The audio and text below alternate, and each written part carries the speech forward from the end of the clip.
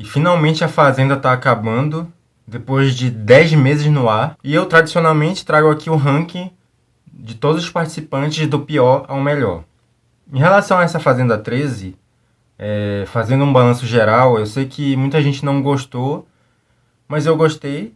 Eu acho que ela não está entre as melhores edições do programa. Ela foi uma edição irregular, ela foi inferior à do ano passado, mas eu acredito que ela teve bons momentos suficientes para manter o nível. É que foi aquele tipo de edição de reality que foi carregada por um participante só.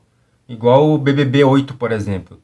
Que por mais fascinante que seja, nunca é tão bom quanto uma edição onde acontecem várias coisas ao mesmo tempo. Eu gostei da apresentação da Galisteu, espero que ela dure bastante. Eu só espero que o programa aprenda com seus erros e saiba gerenciar a crise de uma maneira melhor futuramente. Eu sei que já são 13 edições, mas nunca é tarde para aprender. A não ser que você não queira aprender.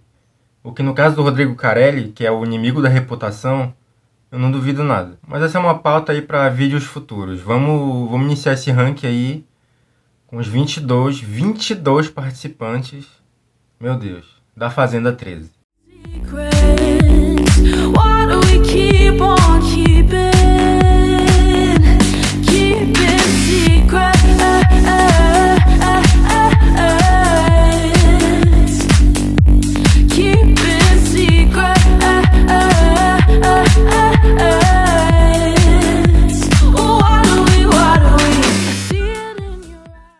Em 22º lugar, Nego do Borel. Isso aqui foi muito lamentável, talvez tenha sido a maior prova da insanidade do Carelli. Não que as pessoas não mereçam segunda chance, não vou entrar nesse mérito. Talvez ele merecesse entrar na Fazenda, mas não agora, não no momento que ele estava cheio de problema aqui fora, porque isso só é ruim para a reputação de um programa que nunca foi lá essas coisas. E aí saiu pior do que encomenda, o cara lá dentro fez comentários muito impertinentes, tomou atitudes duvidosas e deu no que deu. Tiveram que expulsar ele do programa, causou rebuliço aqui fora, o programa não soube administrar e todo mundo saiu perdendo. Em 22º lugar, Dinho. Sim, ele, o inimigo do carisma. O cara que se autodenominou o palhaço lá da Fazenda e que fazia todo mundo rir, segundo ele, mas estava mais para um palhaço Pagliatti do que qualquer coisa. O Dinho, sem dúvida, foi uma das maiores plantas da Fazenda, e a única coisa que teve um destaque ali foi a história dele com a Esté, cuja amizade teve muito chamego lá dentro. A Mirella aqui fora não gostou e se separou do Dinho, sem ele saber, lógico. Foi meio que o que aconteceu com o Pyong e a Antonella e a Sammy Lee na Ilha Record, só que sem um quarto da graça. Em 20º lugar, Gui Araújo. Esse aqui foi bem complicado, porque era um cara que palestrava demais, falava coisas problemáticas e nunca assumia seus erros, como se fosse a coisa mais feia do mundo, admitir que estava errado. Pelo contrário, ele estava o tempo todo com o rei na barriga, e toda vez que ele voltava de uma roça, ele distorcia a fala da Galisteu e achava que ele era o favorito do Brasil. Enfim, foi insalubre demais. Em 19º lugar, Lisiane Gutierrez. Assim como o Nego do Borel, ela foi escolhida pelo Carelli pelos piores motivos possíveis. Ela se envolveu com uma polêmica aqui fora e por isso o Carelli achou que seria de bom alvitre botar ela na Fazenda e dar ela a chance de ganhar R$1,5 milhão. Por sorte, ele não passou nem perto disso, já que ela foi a primeira eliminada. E foi uma ótima primeira eliminada, porque ela não rendeu nem metade do que prometeu pelo comportamento dela aqui fora. E nada impede ela de ter mudado de opinião sobre as coisas que ela disse aqui fora, mais uma vez, mas acho que não era a hora ainda de ela entrar. Em 18º lugar, Erasmo. O Erasmo é um caso bem triste, porque tudo que ele se preparou para entrar lá dentro se voltou contra ele.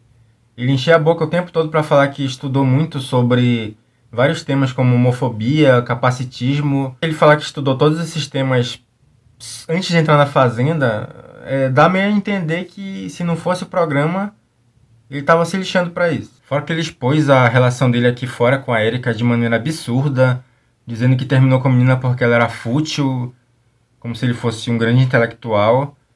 Enfim, eu aguentei esse cara, já é a segunda vez que eu aguento esse cara em reality show. Eu assisti ele no Aprendiz, que foi muito bom, apesar dele, mas eu espero nunca mais ver o Erasmo na minha televisão.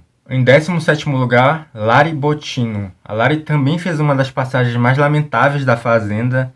Ela entrou depois de todo mundo, substituindo a gloriosa Medrado, que desistiu. E no menos de um mês que ela ficou lá dentro, ela foi totalmente inimiga do entretenimento. Ela se aliou ao grupão, só votava junto com a maioria, fez tudo para se esquivar de intriga e não teve um momento memorável. Na verdade, o único momento bacana dela nesse período da Fazenda como um todo foi depois que ela saiu na eliminação do Gui Araújo, que era bem amigo dela, que ela se filmou reagindo à eliminação dele e mostrou todo o seu talento numa atuação ali chorando quando ele foi anunciado eliminado do dia, inclusive se ajeitando para não sair do enquadro da câmera. Até o cachorrinho ficou admirado com a performance. Foi arte pura aquilo. Em 16º lugar, Mussunzinho. Cara, o Mussunzinho, sempre que eu chego no nome nessa lista, dá vontade de jogar ele lá pro último lugar. Mas como eu sou fã do pai dele, do Mussum, da época dos Trapalhões, eu vou dar esse desconto. Afinal, o Mussunzinho ele teve uma vantagem, que ele foi eliminado muito cedo e não teve tempo de mostrar ainda mais falta de carisma, de autoavaliação e de tato pro jogo. Ele parece ser um cara muito gente fina aqui fora, mas de todos esses participantes, ele foi o que mais mostrou que definitivamente não nasceu para participar de reality show. Em 15º lugar, Tati Quebra-Barraco. A maior quebra de expectativa dessa edição. A Tati estava cotada para o programa há várias edições e quando ela entrou, ela teve alguns barracos sim com o Rico, que puxou ela para o jogo várias vezes. Inclusive ela tem que agradecer o Rico porque foi por causa dele que ela apareceu as poucas vezes no programa, porque fora isso ela fez uma participação muito pífia. Uma pena. Em 14º lugar, Vitor Pecoraro. Gente, Vitor Pecoraro, vocês lembram desse nome? Sempre que falarem esse nome pra mim, eu vou lembrar da novela Chocolate com Pimenta, que eu adorava e que ele participou, porque da Fazenda mesmo, ele não fez nada. A gente lembra dele jogando alguma coisa na cabeça do Rico, e a única cena memorável dele, e parece mais uma cena de Chocolate com Pimenta, aquele humor pastelão, do que de A Fazenda, então não ajuda muito. Em 13º lugar, Esté Salmo 91. Sim, a moça que foi a mais votada do paiol para entrar na casa.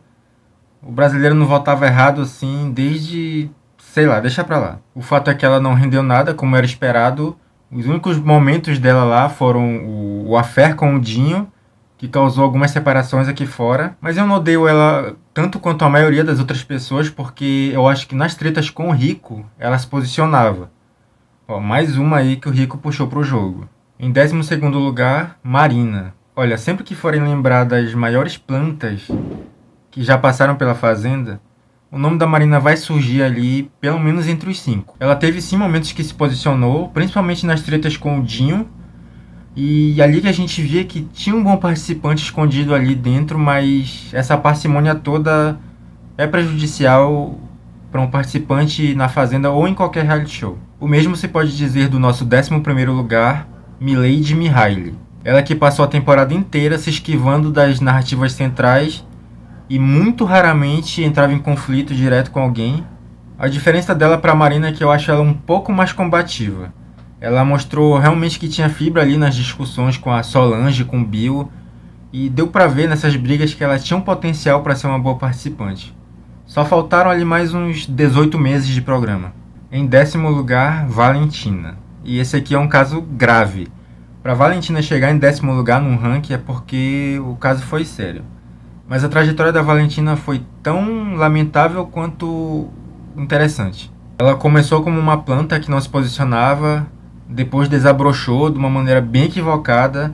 Ela fez parte do grupinho do Rico, mas quando esse grupinho rachou, ela foi pro lado do mal, que era o lado da Dai, e virou fantoche da Dai a partir dali. Ela pagou mico quando não entendeu a estratégia do Rico e brigou com ele por definitivo naquela roça que ele salvou ela e ela achou que ele tinha sacrificado ela.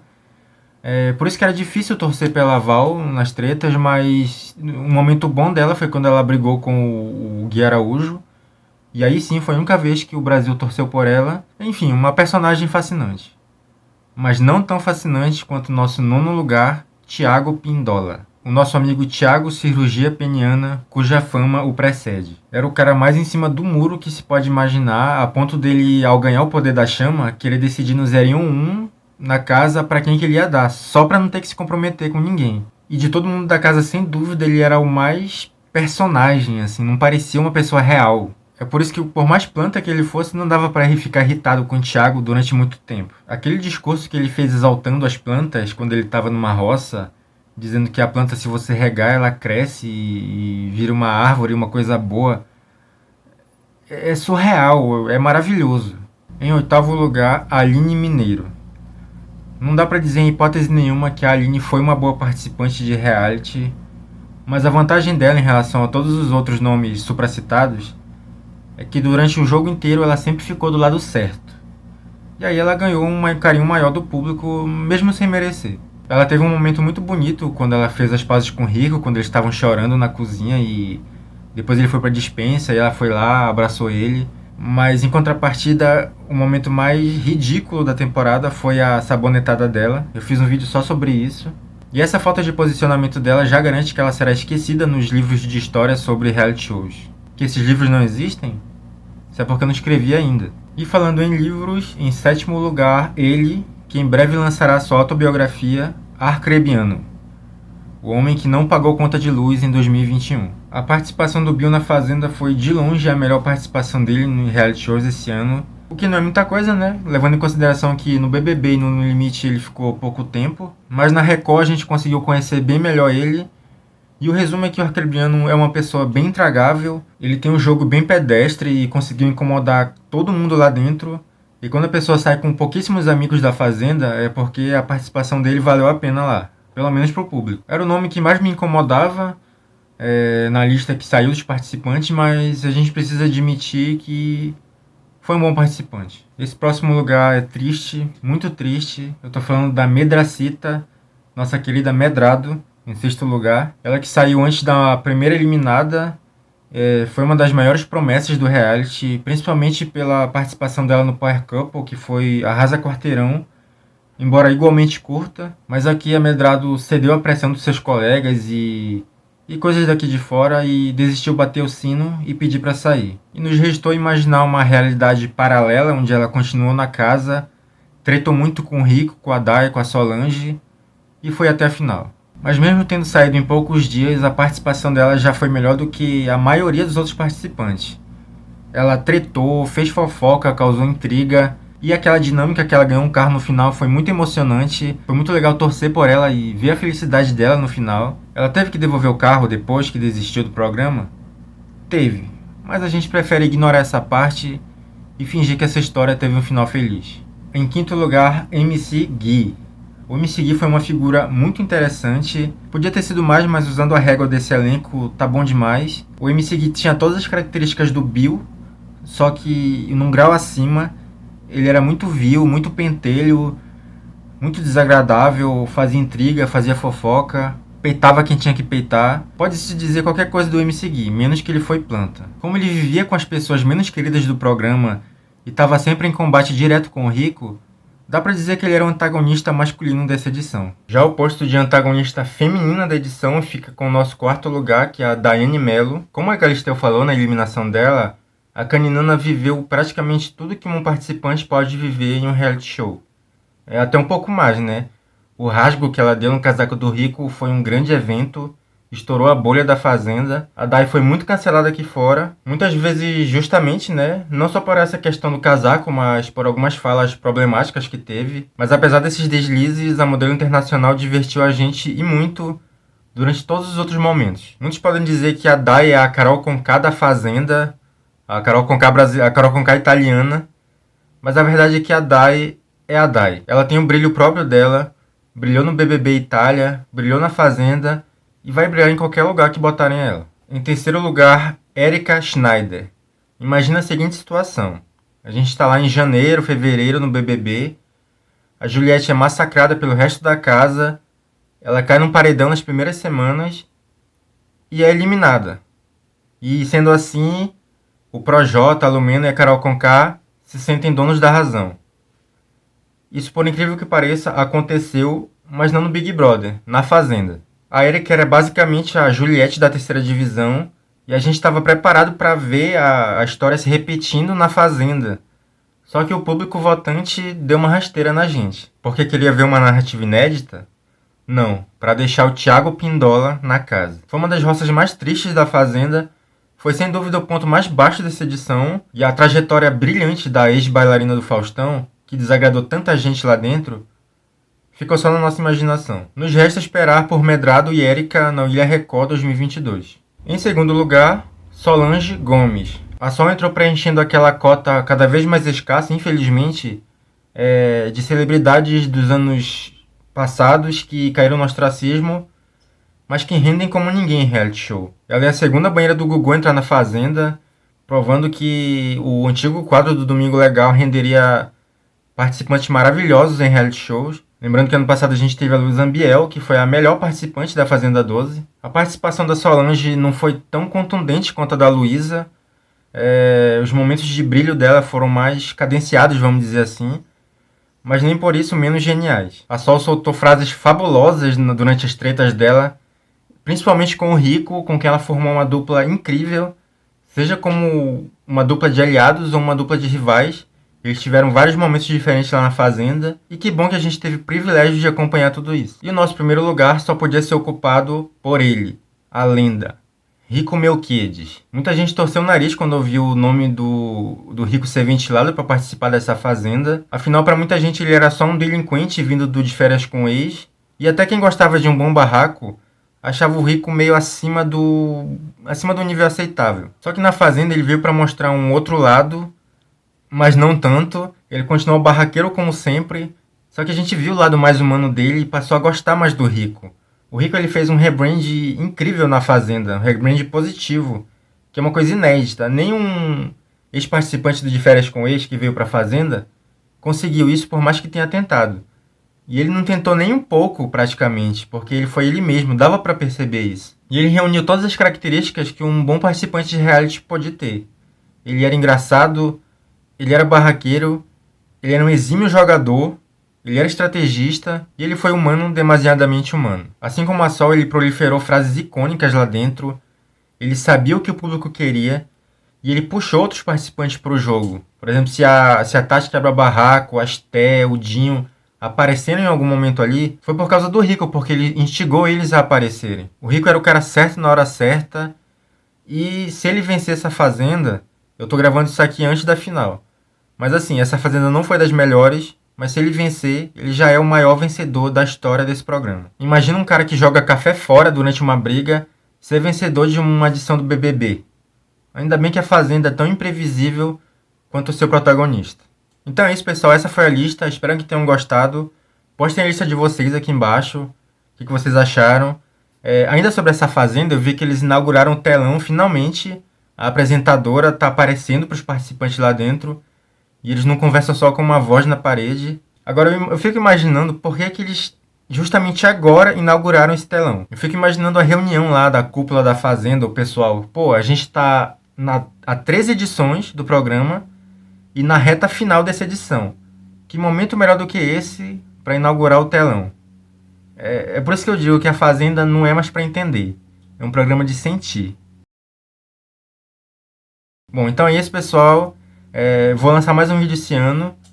Vai ser o Melhores do Ano, Prêmio RealiTuber Melhores do Ano. Todas as categorias, melhor edição, melhor participante, melhor barraco, melhor prova. Vai ser bem legal e conto com vocês. Até lá. Um abraço. Feliz Natal.